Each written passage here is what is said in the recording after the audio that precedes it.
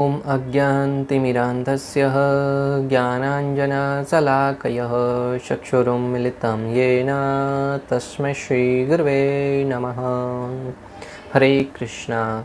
आज गीता श्रृंखला के सत्र क्रमांक 533 में आप सभी भक्तों का हार्दिक स्वागत है। आज हम श्रीमद् भगवद गीता के 70वें अध्याय के, जो कि है श्रद्धा के विभाग, श्लोक क्रमांक 5 और 6 का अध्ययन करेंगे। तो आइए, श्लोक इस प्रकार है। अशास्त्र विहितं घोरं तप्यन्ते ये तपोजनः दम्भ अहंकार संयुक्ता कामराग बलान्विताः कर्षन्त शरीरस्थं भूतग्राम सचेतसः माम सेवा अंत शरीरस्थं तान् विद्या असुर निश्चयान्। अर्थात जो लोग दंभ तथा अहंकार से अभिभूत होकर शास्त्र विरुद्ध कठोर तपस्या और व्रत करते हैं, जो काम तथा आसक्ति द्वारा प्रेरित होते हैं, जो मूर्ख हैं तथा जो शरीर के भौतिक तत्वों को तथा शरीर के भीतर स्थित परमात्मा को कष्ट पहुंचाते हैं, वे असुर कहे जाते हैं।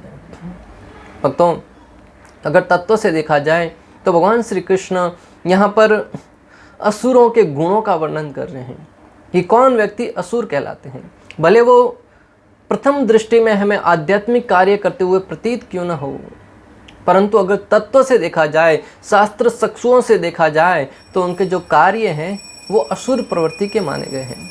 जैसा कि पिछले अध्याय में भगवान श्री कृष्ण ने श्लोक क्रमांक 23 में कहा था कि जो वैदिक आदेशों को नहीं मानते, ऐसे लोग कभी भी निम्न योनि से मुक्त नहीं हो पाते हैं। और इस तथ्य को भगवान श्री कृष्ण इस श्लोक में पुष्ट कर रहे हैं, अर्थात उसको विस्तार से समझा रहे हैं कि किस प्रकार जो लोग शास्त्र विरुद्ध कार्य करते हैं, अपने मनगढ़ंत तरीके से अनेक प्रकार के आदर्शों का निर्माण करते हैं, सिद्धांतों का निर्माण करते हैं, नियमों को बनाते हैं और उसके अनुरूप कार्य करते हैं। सामाजिक दृष्टि से जो भोली भाली जनता है, जिनको शास्त्रों का ज्ञान नहीं है, उनकी दृष्टि में वो उनको सर्वश्रेष्ठ मानते हैं। ये तो बड़े तपस्वी हैं, ये तो बड़े साधु हैं, ये तो मात्र और मात्र दूध पीकर जीवन निर्वाहन कर रहे हैं, ये तो आमरण अनशन पर बैठे हुए हैं, इन्होंने तो 12 वर्ष का मौनी व्रत धारण किया हुआ है, इन्होंने तो अपने बाल नोच नोच कर निकाल दिए हैं।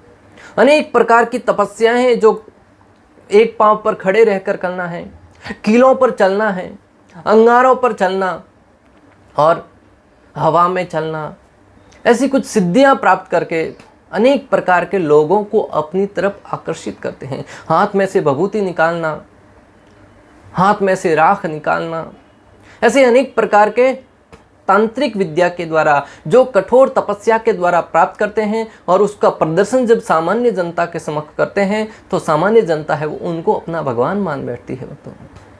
परंतु शास्त्रों की दृष्टि से देखा जाए तो इसको मात्र और मात्र आसुरी प्रवृत्ति के रूप में देखा जाता है। ऐसे अनेक प्रकार के लोग हैं जो इस सिद्धांत को, जो भगवान श्री कृष्ण भगवद गीता में हमें समझा रहे हैं, उसके अनुरूप ही कार्य करते हैं, और लोग हैं वो उनके बहकावे में बड़ी आसानी से आ सकते हैं, आ जाते हैं।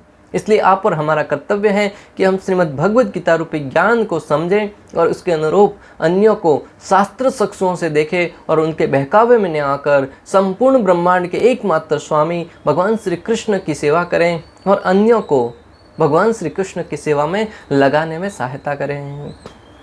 यहाँ पे आया है घोरम शब्द, अर्थात वे ऐसी तपस्या करते हैं जिससे अन्यों को कष्ट पहुँचता है, और वे यह सब अपने शास्त्रों के अनुसार करते हैं जो वेद के विरुद्ध होते हैं। बलदेव विद्याभूषण जी समझा रहे हैं, घोरम अर्थात वे ऐसी तपस्या करते हैं जो शास्त्र के विरुद्ध होती है और उनके मनमाने ढंग से अनेक प्रकार के सिद्धांतों को निर्माण किए हुए रहती हैं, और वो शास्त्र विरुद्ध रहती हैं, और ऐसी तपस्या से स्वयं तो कष्ट भोगते ही हैं, साथ ही साथ अन्यों को भी कष्ट भोगना पड़ता है। अशास्त्रम विहितम, जैसे यहाँ पर आचार्यों ने कुछ दृष्टांत दिए, जैसे बाल नोचना, कई दिनों तक भूखा रहना, कीलों पर चलना, आग पर चलना, एक पांव पर खड़े रहना, मौन रहना, मिर्ची खाना। ये अनेक प्रकार की तपस्याएं हैं जो समाज की दृष्टि से श्रेष्ठ मानी गई हैं, परंतु शास्त्र है वो उनकी परिभाषा अलग तरीके से समझाते हैं। जैसे मौन रहना, मौन रहना अर्थात कुछ नहीं बोलना, परंतु शास्त्र दृष्टि से देखा जाए तो मौन का अर्थ है, अगर कोई व्यक्ति बोलेगा तो मात्र भगवान श्री कृष्ण और उनके भक्तों के लीलाओं के संबंधित ही बोलेगा। भगवान श्री कृष्ण के दिव्य नामों का जप करना मौन की श्रेणी में आता है भक्तों।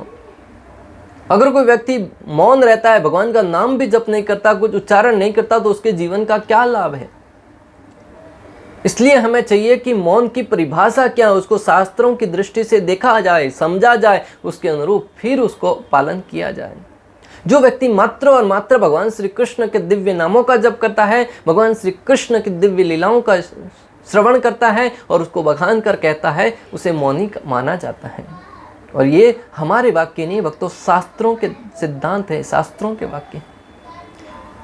ऐसी कलयुग में अनेक प्रकार की तपस्या करना, जैसे कील पर चलना है, एक पग पर खड़े रहना है, आमरण अनशन करना है, बाल नोचना है, इन सारी की सारी तपस्याओं का कोई भी स्थान नहीं है, कोई लाभ नहीं होने वाला है। या तो व्यक्ति स्वयं के शरीर को कष्ट पहुंचाता है और या फिर अन्यों के शरीर को कष्ट पहुंचाता है और अंदर रहने वाले परमात्मा को भी कष्ट देता है। क्यों? क्योंकि भगवान श्री कृष्ण द्वारा बताए गए सिद्धांत का पालन नहीं करने के कारण भगवान को दुखी करता है। कलयुग के लिए एकमात्र है हरिनाम संकीर्तन। कलेर दोष निधे राजन अस्ति है एको महान गुण, कितना देव कृष्ण से मुक्त संग परम व्रजेत। ये कलयुग दोषों का सागर है भक्तों, परंतु इसकी एक महानता है कि इसमें मात्र व्यक्ति भगवान श्री कृष्ण के दिव्य नाम हरे कृष्णा कृष्ण कृष्ण हरे हरे, हरे राम राम राम हरे हरे, इस दिव्य नाम का जप करते हुए व्यक्ति परम धाम, परम गति को प्राप्त कर सकता है।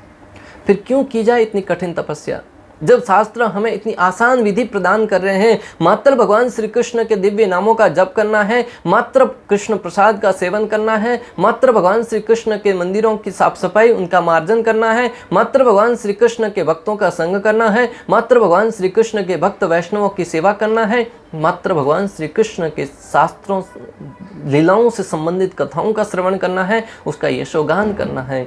इस आसान विधि के द्वारा अगर हम कलयुग में अपने परिवार में रहते हुए, समाज में रहते हुए भी बड़ी आसानी से सर्वश्रेष्ठ भक्ति को संपन्न किया जा सकता है, तो फिर क्यों की जाए इतनी कठिन तपस्या, क्यों दिया जाए अपने शरीर को इतने कष्ट। जो भक्ति को वर्धन करने वाले हैं उन व्रतों का पालन करें, जैसे एकादशी व्रत है, रामनवमी है, जन्माष्टमी है, वराह द्वादशी है, ऐसे अनेक प्रकार के व्रत हैं, उपवास है, उनका पालन किया जाए जो हमारे भक्ति का वर्धन करवाने वाले हैं। अनेक आचार्यों के आविर्भाव दिवस आते हैं, तिरोभाव दिवस आते हैं, उन दिन उपवास करके ज़्यादा से ज़्यादा भगवान श्री कृष्ण के दिव्य नामों का जप किया जाए और उसका एक ही उद्देश्य होना चाहिए कि भगवान श्री कृष्ण के श्री चरणों के प्रति प्रेम प्राप्त किया जाए। इस संसार में ख्याति प्राप्त करने के लिए की जाने वाली कोई भी तपस्या भक्तों हमें आध्यात्मिक लाभ प्रदान नहीं करने वाली। हाँ, हमें कुछ ऐसी तपस्या करते हैं जिससे समाज में तो हमारी वाहवाही हो जाएगी, हमारा महिमा गान हो जाएगा, परंतु आध्यात्मिक दृष्टि से देखा जाए तो उसका लाभ होने की बजाय मात्र और मात्र आसुरी गुण है वो प्रवृत्त होंगे। भगवान श्री कृष्ण यहाँ पर स्पष्ट रूप से श्रीमद् भगवद गीता में यहाँ पर उल्लेख कर रहे हैं, इसलिए हमें सचेत होना चाहिए। बलम अर्थात दुराग्रह से युक्त होकर जो मेरे द्वारा ही दिया जाता है ताकि वे अपनी काम इच्छाओं को पूर्ण कर सके। बलम का अर्थात है ऐसा बल जो दुराग्रह से युक्त होकर, अर्थात उनका आग्रह, उनका ध्येय है वो उचित नहीं रहता है। जो भगवान श्री कृष्ण के द्वारा ही शक्ति दी जाती है उसका प्रयोग करके वो अपने इच्छाओं को पूर्ण करते हैं। जैसे हिरण्यकशिपु ने 10,000 वर्षों तक तपस्या करी और जब ब्रह्मा जी प्रकट हुए तो क्या इच्छा करी? अमर बनने की इच्छा करी। हालांकि अमर बनने के लिए ब्रह्मा जी ने मना कर दिया, तो अपने विवेक का प्रयोग करते हुए अनेक प्रकार के ऐसे वरदान मांगे जो उसके हिसाब से उसको अमर बनाने वाले थे, परंतु भगवान श्री कृष्ण ने नरसिंह भगवान के रूप में अवतरित होकर उसकी ये सारी की सारी अनेक प्रकार की जो योजनाएं थी उनको धराशायी कर दिया। वे शरीर के मूल घटकों भूत ग्रामों को निरर्थक उपवास आदि से सुखा देते हैं और वो अपने शरीर के मूल घटक हैं। जो मनुष्य शरीर हमें प्राप्त हुआ है भगवत प्राप्ति के लिए, साधना करके, शास्त्रों के आदेश के अनुसार साधना करके, जिससे हम भगवत प्राप्ति कर सकते हैं, उस शरीर का तपस्या के द्वारा अनेक प्रकार के आमरण अनशन, जो राजनीतिक लाभ के लिए हो या समाज में प्रतिष्ठा बढ़ाने के उद्देश्य से की जाए, ऐसे आमरण अनशन के द्वारा इस शरीर को सुखा देते हैं। हिरण्यकशिपु ने अमर बनने के लिए इस शरीर को पूरा का पूरा सुखा दिया। अनेक प्रकार की सीटियों ने उसके अंदर बिल बना दिए थे, हड्डियां दृष्टिगोचर हो रही थी, खाने पीने के ऊपर कोई ध्यान नहीं था, मात्र तपस्या कर रहा था। उद्देश्य क्या था? अमर बनना। अगर उद्देश्य भगवत प्राप्ति है तो उसके लिए कोई भी किया जाने वाला कार्य है वो सर्वश्रेष्ठ है, परंतु वो भी शास्त्रों के अनुरूप किया जाना चाहिए, जो कि कलयुग के लिए श्री चैतन्य महाप्रभु ने अवतरित होकर हमें बताया है कि हरे कृष्ण महामंत्र का जप करें, 16 माला जप प्रतिदिन, 4 नियमों का पालन, और जीवन में सत्व गुण में रहकर भगवान श्री कृष्ण की सेवा करें। इस नियमों का पालन करके व्यक्ति बड़ी आसानी से कलयुग के अंदर भी भक्ति कार्यों को सर्वश्रेष्ठ स्तर तक पर संपन्न कर सकता है। जब इतना आसान तरीका, इतना सुलभ मार्ग अगर हमें आचार्यों ने, पुरुषोत्तम भगवान श्री कृष्ण ने हमें बताया है, तो फिर आप अपने मनगढ़ंत तरीके से या किसी नौसिखिए से या किसी ऐसे व्यक्ति से जो सनखी है, जो अपने मनोकाल्पित ढंग से बता रहा है, उसकी बातों को क्यों माना जाए? जब हमारे सामने भगवत गीता, भागवतम, वेद, पुराण, उपनिषद प्रमाण है, फिर हम क्यों उन लोगों की बातों में आए जो कहते हैं मुझे तो ऐसा लगता है, मेरा तो ऐसा मानना है कि ऐसा करने से ऐसा होगा। तुम्हारे मानने न मानने का अर्थ क्या है? तुम्हारा कहना तुम्हारे घर वाले नहीं मानते, फिर हम क्यों माने? हम तो वही मानेंगे जो शास्त्र निर्देश दे रहे हैं, हम तो वही मानेंगे जो श्री कृष्ण का आदेश है, हम तो वही मानेंगे जो आचार्यों ने हमें मार्गदर्शन दिया है। शरीर में स्थित मुझ अंतर्यामी को भी वे मेरे प्रति अपराध करके कष्ट देते हैं, इस प्रकार वे भगवान की कृपा से वंचित रह जाते हैं। शरीर में स्थित जो भगवान श्री कृष्ण परमात्मा रूप में स्थित हैं, उनको भी वो कष्ट देते हैं। कैसे? जैसे हमें भगवत गीता में हमारे जीवन को कैसे यापन करना है, उसके लिए पूर्ण रूप से निर्देश दिए गए हैं। जब हम भगवान श्री कृष्ण के दिव्य आदेशों का पालन न करके मात्र अपने मनगढ़ंत तरीके से शरीर को कष्ट देते हैं, तब परमात्मा की आज्ञा का उल्लंघन करने के कारण हृदय में बैठे हुए परमात्मा दुखी होते हैं। तो जिस प्रकार कोई पिता आदेश देता है पुत्र के हित के लिए, कोई निर्देश देता है, परंतु पुत्र है वो अहंकार के वशीभूत होकर अपने पिता के आदेशों का पालन नहीं करता है। इस कारण पुत्र को अनेक प्रकार के दंडों के द्वारा या अनेक प्रकार के जीवन में आने वाली बाधाओं के द्वारा स्वयं तो कष्ट भोगना ही पड़ता है। वो तो अनेक प्रकार के गलत रास्तों पर भटकता हुआ दुखी होता ही है, परंतु जब पिता अपने पुत्र की ऐसी दुर्दशा को देखते हैं कि मैंने उसे सही मार्ग दिखाया था, परंतु मेरी आदेश का पालन नहीं करने के कारण वह दुखी है, तब स्वाभाविक ही पिता के हृदय भी दुखी होता है। अपने पुत्र को दुखी देखकर, अपने पुत्र को गलत मार्ग पर देखकर, अपने पुत्र को कुमार्ग पर जाता हुआ देखकर निश्चित रूप से पिता का हृदय विदीर्ण होता है।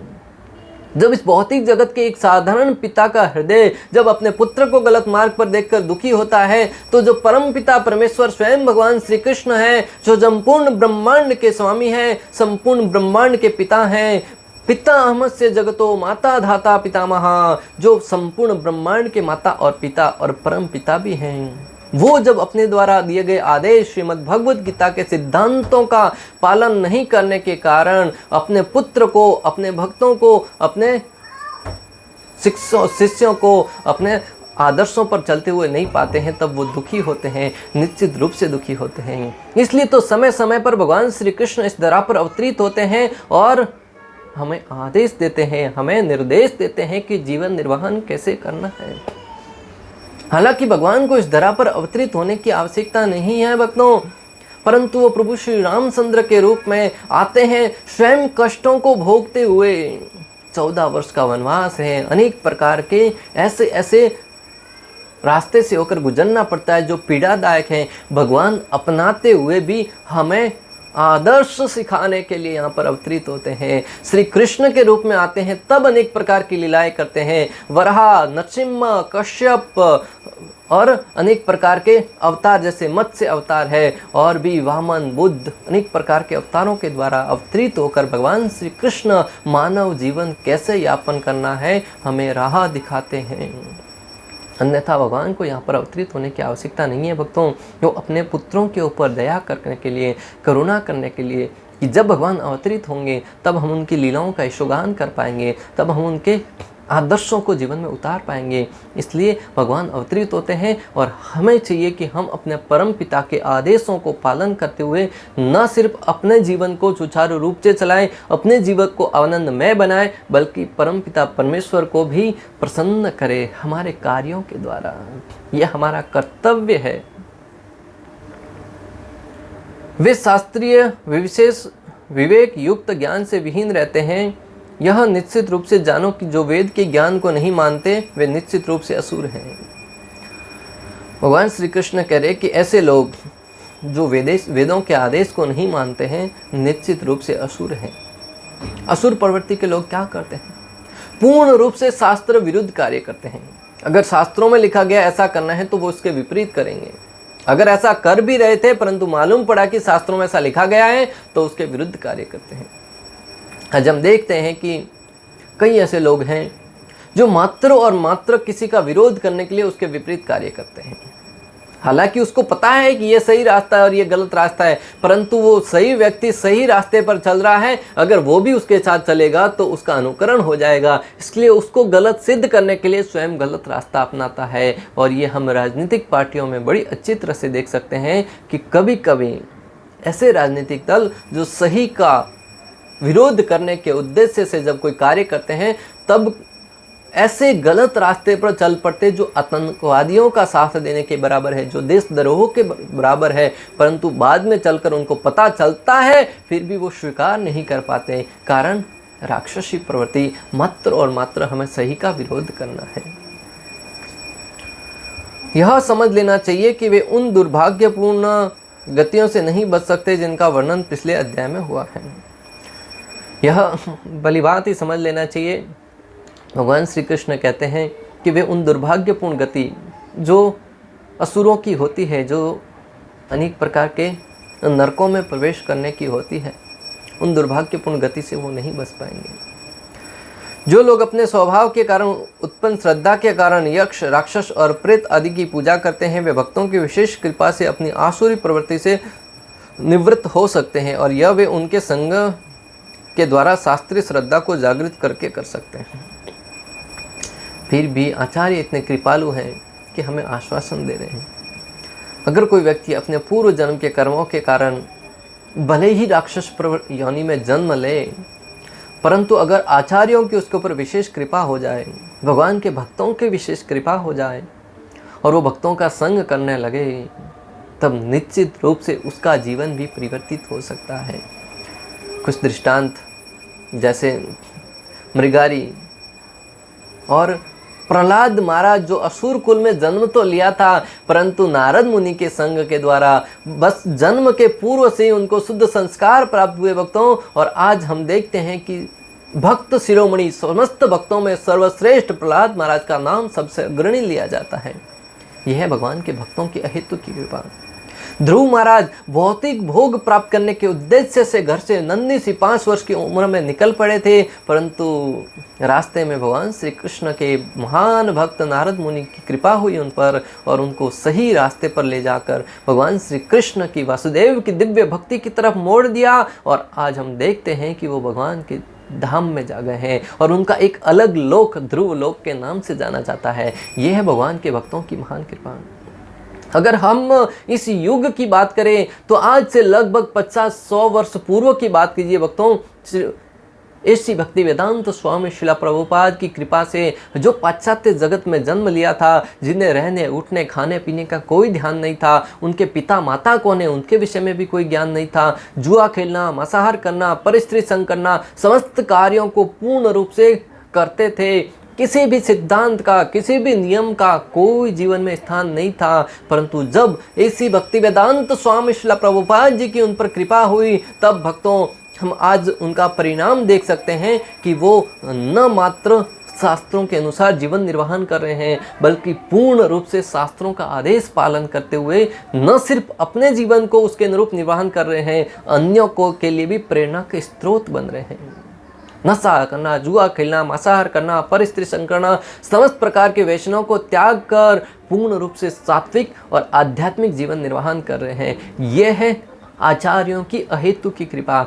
आप और हमने भी भारत भूमि पर जन्म लिया है। इसकी महत्वता को जानकर भक्तों अन्यों पर करुणा करने के उद्देश्य से श्रीमद् भगवद गीता और भागवतम का दिव्य ज्ञान अन्यों को प्रदान करें और निश्चित रूप से उन पर कृपा के भाजन बने और भगवान श्री कृष्ण के हितैषी बने, भगवान श्री कृष्ण के प्रिय बने। क्योंकि स्वयं भगवान श्री कृष्ण भगवद गीता में कह चुके हैं कि जो व्यक्ति मेरे द्वारा प्रदत्त इस श्रीमद् भगवद गीता के ज्ञान को अन्यों को प्रदान करता है, वह सबसे बड़ा मेरा प्रिय है, मेरा हितैषी है, मुझे प्रिय है। तो अगर हम भगवान श्री कृष्ण का प्रिय बनना चाहते हैं तो इस श्रीमद् भगवद गीता के ज्ञान को मन, कर्म, वचन और वाणी के द्वारा यथाशक्ति यथासंभव अन्यों तक पहुँचाए, अन्यों को इसकी शिक्षा प्रदान करें। तब हम निश्चित रूप से भगवान श्री कृष्ण की कृपा के पात्र बनेंगे। इस प्रकार श्लोक क्रमांक 4 और 5 और 6 में हमने समझा कि भगवान श्री कृष्ण आसुरी प्रवृत्ति वालों के गुणों का वर्णन करते हुए कहते हैं कि ऐसे लोग कभी भी जीवन के सर्वश्रेष्ठ लाभ भगवत प्राप्ति या भगवत प्रेम को प्राप्त नहीं कर पाते। वे बार बार आसुरी योनियों में ही भ्रमण करते रहते हैं जब तक किसी संत की, महात्माओं की, वैष्णवों की उनके ऊपर कृपा नहीं हो जाती। इस प्रकार श्लोक क्रमांक 5 और 6 का भक्ति वेदांत तात्पर्य पूर्ण हुआ। अंत तक हमारे साथ बने रहने के लिए आप सभी का हृदयपूर्वक, प्रेम पूर्वक बहुत बहुत धन्यवाद। श्रील प्रभुपाद की जय। श्री श्री राधा गोपीनाथ भगवान की जय। श्रीमद् भगवद गीता की जय। हरे कृष्णा कृष्ण कृष्ण हरे हरे, हरे राम राम